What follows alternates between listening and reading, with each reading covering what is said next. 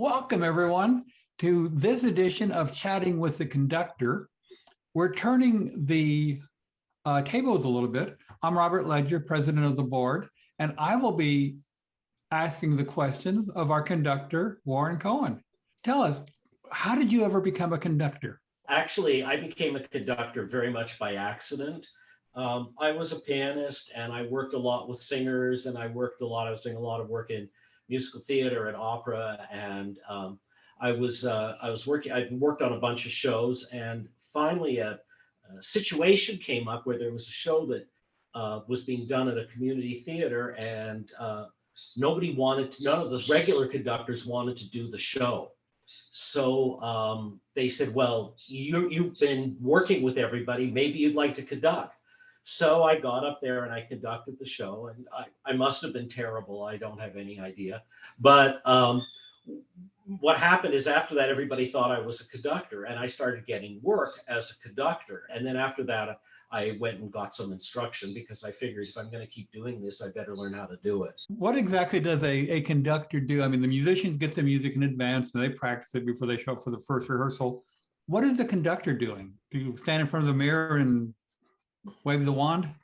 Oh dear, no. What you do, what the conductor is doing is, if you were the reason for conductor is really to save time more than anything. Is that there's a bunch of decisions that have to be made in any performance about how fast things are going to go, what the balance is going to be. And if you're doing that in a kind of communal way, it takes a long time to make those decisions. The conductor is, to a great extent, making those decisions for everybody in a general way. Obviously, you should be responsive to what's going on, but that is part of your job. And the hardest parts, of course, are starting and stopping. And the conductor has a role in getting those things going, getting the tempo changes going, and generally creating a cohesive picture for the piece of music. And there's various ways you have of doing that. But conducting technique, I have to say, is the weirdest thing anybody could ever imagine, because all you're doing is dropping your arm, and all of a sudden music happens. And if you do it right, it will happen together, which is amazing. I noticed in our rehearsals, you spend a lot of time working on the dynamics, when Right. people come in, the volume and such. Is that something that you thought out before you get to that first rehearsal? Yes, but whether I say it and how much I say depends upon how things are going in the rehearsal. Generally, I regard talking as a kind of failure, because you should, as much as possible, be conveying things with your with your gesture, with your beat. But occasionally there's things that have to be said. And yes, balance is the big thing. Dynamics are a big thing. And I have that all worked out in my head, but 95% of it happens without me having to say anything. Next year will be MusicaNova's 20th anniversary. Yeah. Which is pretty amazing. How did it come to be? Tell us about the origins of the orchestra.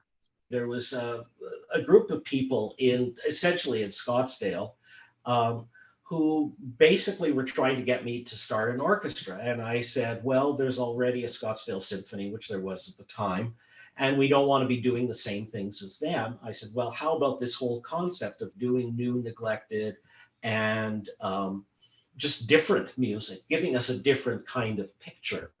We put together a concert on very short notice, like literally on 6 weeks' notice, got somebody from the Los Angeles Philharmonic, person playing principal second violin, to play the Sibelius Concerto with us, and we did it. Did you expect it to last this long? I hate to be arrogant, but yes, I thought we had every reason to be able to survive. Because we're flexible. We deal with the reality. I mean, we've seen this during COVID. It's like being flexible has been part of our watchword. And we are doing something that is interesting and unusual, and is something that is very important for the community. So I feel, I was thinking we could survive. What was the biggest challenge in in getting to this point? The biggest challenge has always been money, and it always will be money. I mean, audience is a big challenge too, because we don't do this, we don't do this, we don't do the greatest hits. So that is a challenge, but money is always a challenge. There is a marketing challenge in getting people to come to a concert to hear music they've never heard before, Yes. written by a composer who maybe they heard about, probably they haven't. Why do you think people do come? With MusicaNova, it's like you're being let in on some wonderful secret. It's this secret of some music that hasn't been known, but you're going to come in and you're going to become part of that group who now knows about it. And I think there's some intrigue in that. I think there's some interest in that. Does one concert or a couple of concerts really stand out as the favorite ones that you've done with MusicaNova? The very first concert we did, full concert, had tremendous feeling for me. My wife sang. We did music by Korngold. We did music that had been suppressed by the Nazis. It was the first of what we called our Entarteta Musik concerts. We did them for about 10 years. And so that one has very, very deep resonance for me. We've done pieces by Graham, and whenever, pieces by my son come up, that makes the concert experience kind of special. Coming back after the pandemic, the first concert after the pandemic, same feeling. It's like, oh my gosh, we're making music again. What's something about you that would surprise people? I'm a coffee snob. I roast coffee. And I play ukulele, which you now know. Yes. That was fun with NC. Well, thanks so much for your time and for giving us this wonderful insight about the Conductor and about MusicaNova.